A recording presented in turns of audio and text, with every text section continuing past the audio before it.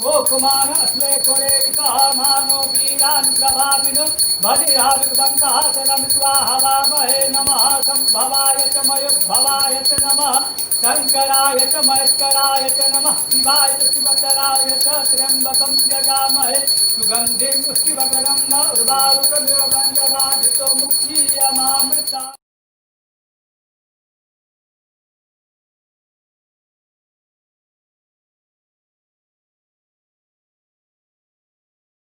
Hello guys, this is KK Singh, Vedic astrologer, and today I am going to discuss about the monthly prediction for Taurus ascendant and Taurus moon sign people. So yes, stay tuned and just listen to the video. And if okay, let me share the screen first. So we can see the Taurus ascendant and Taurus moon sign people and their monthly prediction starting from 16th of October till 14th of November. Okay, so this is the first week analysis of Taurus ascendant and Taurus moon sign people, and let us see what is happening here. Okay, so when we are looking at the Taurus moon sign people and Taurus ascendant people, we are seeing Rahu and Ketu in the 1-7 axis, Venus in the 4th house, Sun and Mercury in the 6th house, Libra, and Jupiter in the 8th house, Sagittarius, Saturn in the 9th house, Capricorn, Mars retrograde in the 11th house. Now, what is happening here? First of all, the career of Taurus ascendant and Taurus moon sign people at this moment of time is not going very smooth because of the Papkartari happening in the 10th house due to Mars and Saturn. Yet another Papkartari is happening on the 12th house of Taurus ascendant and Taurus moon sign people, and that is because of Mars and Rahu. Okay. Now, another thing, what is happening here is that means the career is not growing so much, yet the expenditure is too much. Only one benefit what the Taurus ascendant and Taurus moon sign people are having is that Jupiter is creating a Viparit Raj Yoga in the 8th house, because 8th Lord in the 8th house is good.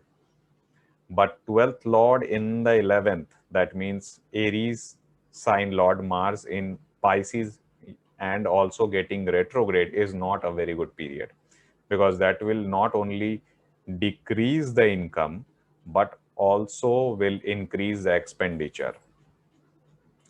So this was on the front of career. Another thing is, at this moment of time, Taurus ascendant and Taurus moon sign people, they will be very much, into themselves, and they will be getting a little bit of disconnected from the audience or from the spouse because of the Ketu there. Another thing is, Venus is in the sign of Leo in the 4th house. That is a good house. 4th house is good, the Bhava is good, but the Rashi Lord is not very cordial to Venus. But also we have to see that Venus and Sun have exchanged their places. Okay. Now, as we know that the Sun is malefic, but it is getting debilitated here in the 6th house with retrograde Mercury, we have to understand one thing very well, that Sun's transit in the 6th house, 11th house, 10th house, and 3rd house from ascendant or moon is considered to be auspicious. So, Sun here, even though it is in its fall, the sign of the fall, will be trying to give some auspicious result in terms of career, because all the house which is the Artha Trikon will be getting activated by Sun, because Sun doesn't have the 5-9 aspect, but still Sun sitting in the Artha Trikon will try to influence the Kendra and the Trikona places from itself. So that is one thing. Here you might get some benefit from the government, but retrograde Mercury will make the native to take some decisions which are not good relating to their finance, or especially relating to their speech. It might cause a sense of misunderstanding for other people. Likewise, the other people may say something, and the native having Taurus ascendant or Taurus moon sign people may get a completely different impression of what they are telling. Okay. Now, also the second house is also getting afflicted by Mars fourth aspect. So the speech will be harsh, but yet it will be misunderstanding. Okay.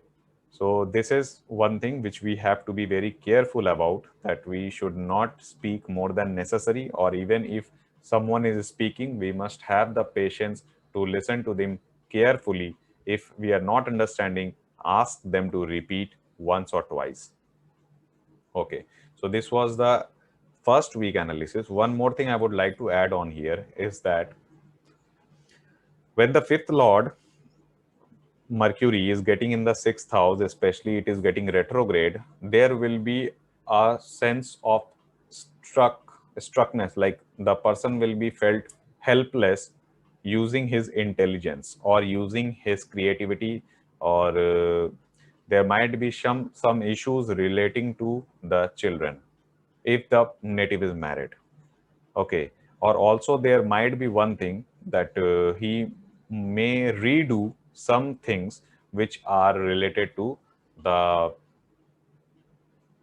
speculate means how this is one thing, like we have to understand, like Mercury is the documentation. Okay. So because it is retrograde, there may be some issues presenting it, because fifth house is also the presentation of the documentation. So there might be some issues that the person will have to reintroduce or resubmit the document. So that is possible here. So more or less, this is the first week analysis. Now in the second week analysis, when we are in the second week, that is from 23rd of October till 29th of October, here all the planets are same except of Venus. Now Venus is getting debilitated in fifth house. Now, as the Venus is in the fifth house, it is good position, respect of the bhava, but respect of the Rashi, it is not good, because Venus will be in the sign of its debilitation. Venus is in the sign of fall. So again, what it is indicating, that there might be some misunderstanding related to children, because fifth house is the house of progeny. If the person is not married, then fifth house is also the house of higher education. So there must be some difficulties in understanding the subject, or in understanding the course, or in understanding the curriculum, because if the person is a student.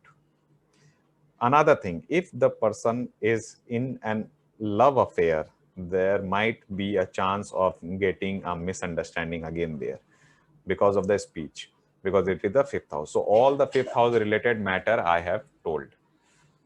Okay. So Saturn here, one more thing I would like to explain here, that Saturn in the ninth house is actually doing good. But as a virtue that Saturn is a malefic by nature, Saturn will try to put a person into one point where he will have to work hard to get a favor from the luck. That means in order your luck to favor you, you need to work hard. So that is one thing. So this was the analysis for the second week. Now the third week, we are having no major changes. So you can see the third week slide here from 30th of October till November 6th. So no changes there. So the thing, whatever I had told you, will sustain in this week too.